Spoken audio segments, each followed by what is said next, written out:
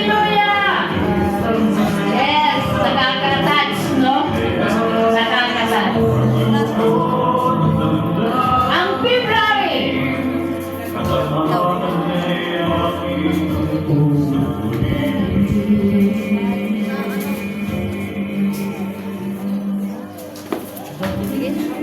Wala ba kayo yung nakapanghinang feeling? O mayroon ka ng violet?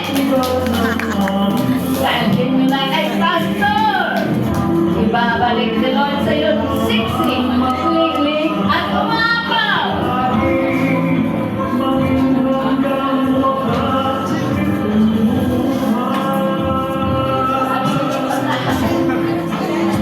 February, March.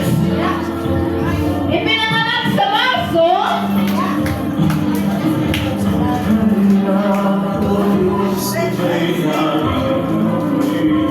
Ipinanganak sa Marso.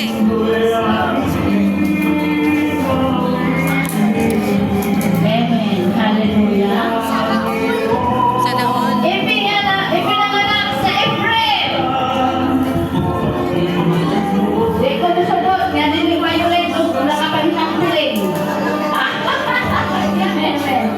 Mga kapatid, no? April, May. May.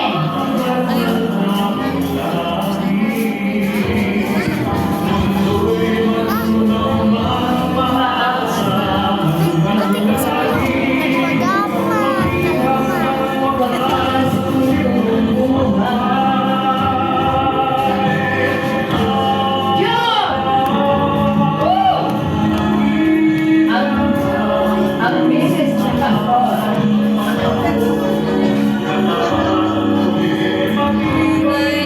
July!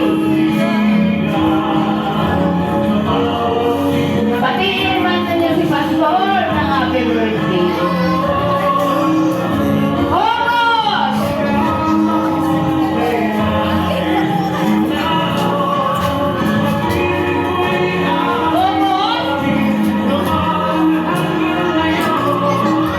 Yakapin niyo si pastor. Yakapin niyo ng mahigpit dahil siya ang ating pastor. Amen. Siya ang ating pastor. Amen. July, August, September. Talagang mayayaman ang anak ng Diyos. October.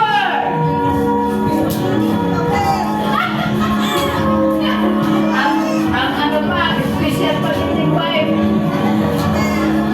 October, November. Ipinanganak sa November. Dapat, picturean ninyo pag-isi. Pastor si Pastora. Last 2 minutes. December.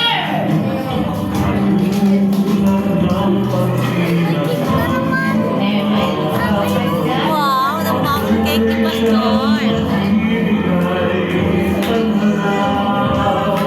Amen. So, praise God, napakabuti ng ating Diyos sa buhay ng ating pastor. Nais ko muna pasisihan ang kanyang cake, sisihan ang kanyang bago mag-blow si pastor. Pagsalita mo.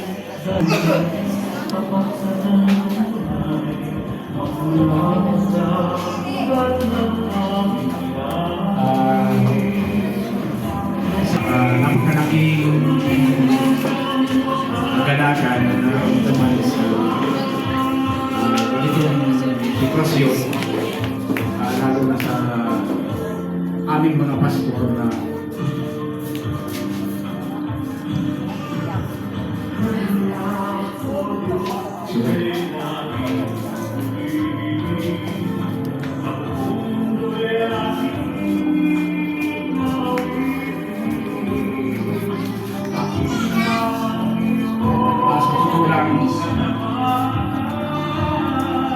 sa aming mga pastor, masaya na kami makaramdam.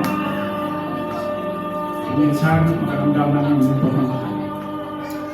Sorry po, hindi mapigil. Nagiging emotional ako ngayon. Sorry.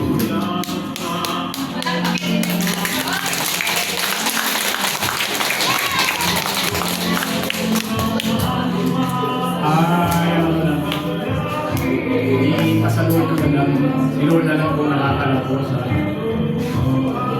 aking puso. Parang yung hindi ko makasahin na talaga.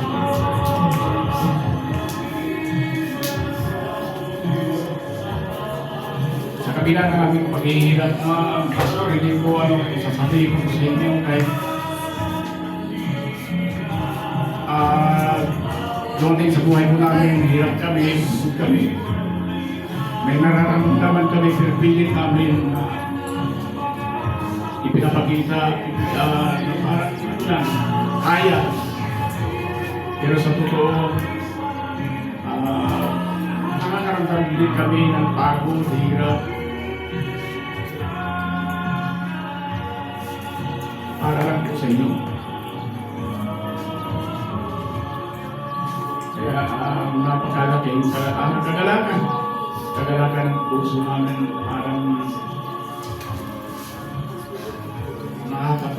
nakakahinga ako ng malalim kaysa nakita ko na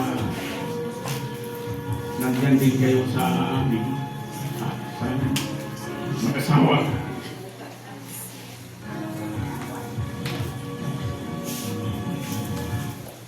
Mga kapatid, sana yung nararamdaman ko ay nararamdaman din ninyo tulad ng pagmamahal ng isang lingkod ng Diyos.